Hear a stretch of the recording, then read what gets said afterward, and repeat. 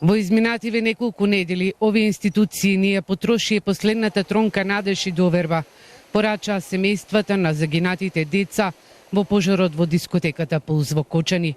Со семејствата на загинатите млади луѓе од Кочанскиот регион денеска протестираше и семејството на Ѓоко Георгиевски, тапанарот на групата ДНК.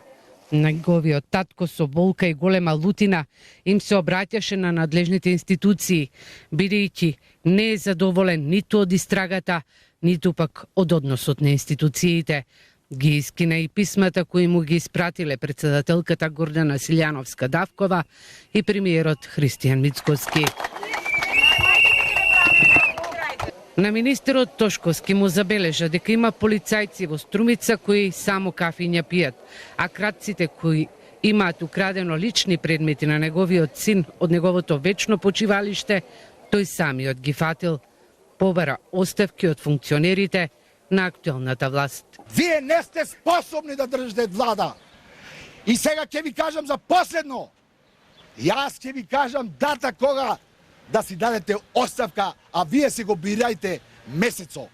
Нашите деца се погинали на 16-ти. На 16-ти вие тројцата да си дадете оставка, а ве оставам на вас, вие да го бирате месецот. Од мене толку. Родителите и блиските на загинатите додека маршираа низ улиците во Кочани извикуваа "Сакаме правда". Пред зградата на полицијата, на министерот Тошковски и обвинителот Коцевски им порачаа дека им должат одговори.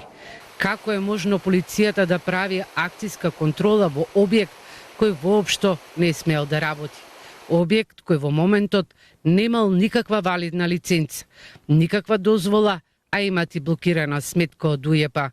Револтирани беа што полициски службеник ги снимаше додека говореа пред полициската станица во Кочани. Но ние сме свесни дека газдата Деко и корумпираните институции не ги убија нашите деца. Ова не е грешка, ова е престап. Ова е системски криминал. Покажи си братче од терасата, не си ти. И од домовите излези надвор! Излези! Немаш право да снимаш. Немаш право ти да снимаш. Не си овластен да снимаш. Не си овластен. Ти да снимаш. Немаш право, јас ќе те пријавам тебе. Ти немаш право мене да ме снимаш. Сите дома деца чувате! Сите дома деца чувате! Дека се нашите деца! Убици! Убици! Една минута у наша кожа само! Една минута! Да видите на нас како ни е! Не можам више! Истоштени од болка и лутина, мајките пред обвинителството клекна и седна. Во говорот пред судот потенцираа дека како мајки сакаат да си ја смират душата, а кога ќе отидат на гробовите на своите деца, да можат да им кажат виновниците се зад решетки. Барем правдата ја задоволивме, велат мајките.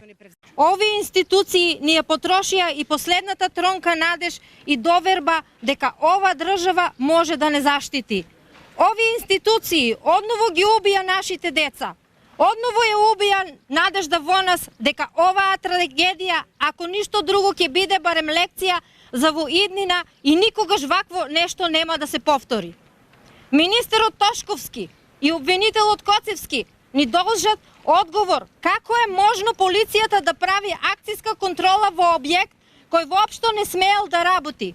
Објект кој во моментот немал никаква валидна лиценца, никаква дозвола, а имал и блокирана сметка од УЈП. Ако објектот воопшто не смеел да работи таа кобна вечер, институциите ни должат одговор кој го направил овој пропуст и кој треба да одговара што таа вечер на 16 март оваа дискотека беше отворена. Ниту МВР, ниту обвинителството не ни дадоа одговор кој ќе одговара за внесувањето на нелегалната пиротехника во објектот која е причина за пожарот. Како е можно и после повеќе од 80 дена од трагедијата обвинителството и МВР да нема одговор кој е внел пиротехниката во дискотеката Пулс? Ова не е само трагедија, ова е повик за будност, повик за одговорност, порачаа родителите на загинатите деца во дискотеката Пулс. Најавија дека на протест ќе отидат и во Скопје.